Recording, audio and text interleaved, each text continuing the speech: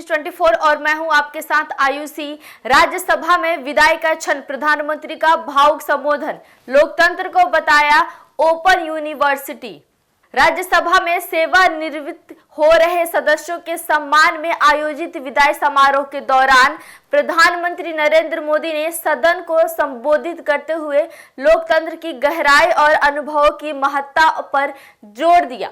इस मौके पर उन्होंने कहा कि संसद केवल कानून बनाने की जगह नहीं, बल्कि यह एक ऐसी ओपन यूनिवर्सिटी है जहां हर सदस्य निरंतर सीखता है और सिखाता है। इस बार राज्यसभा के कई वरिष्ठ सदस्यों का कार्यक्रम पूरा हो रहा है।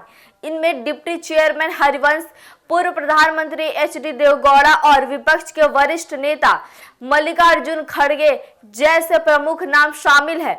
कुल मिलाकर अप्रैल से जून के बीच 50 से अधिक सदस्य अपने पद से विदा ले रहे हैं, जिनमें से कई का कार्यकाल इसी सत्र के दौरान समाप्त हो रहा है। प्रधानमंत्री ने अपने संबोधन में कहा कि कुछ सदस्यों का कार्यकाल उस समय भी समाप्त होता है जब सदन की कार्यवाही नहीं चल रही होती।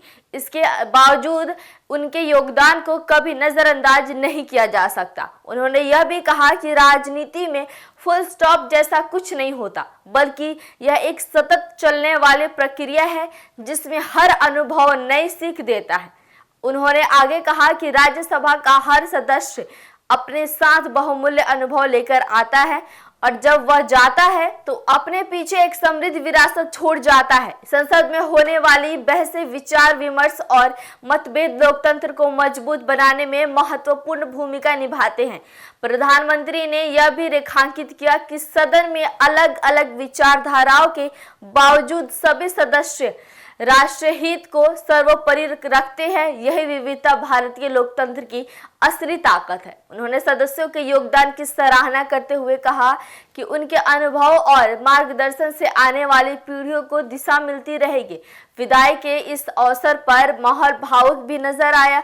कई सदस्यों ने अपने संसदीय जीवन के अनुभव साझा किए और सदन के प्रति अपनी भावनाएं व्यक्त की। यह सिर्फ एक औपचारिक कार्यक्रम नहीं था, बल्कि लोकतांत्रिक परंपराओं और मूल्यों का सम्मान देने का एक महत्वपूर्ण क्षण भी था। अंत में प्रधानमंत्री ने सभी सेवानिवृत्त सदस्यों को उनके भविष्य के लिए शुभकामनाएं दी और विश्वास जताया कि वे आगे भी समाज और देश की सेवा में अपनी भूमिका निभाते रहेंगे। तो ऐसे ही तमाम खबर देखने के लिए जुड़े रहिए एक न्यूज 24 के साथ। धन्यवाद।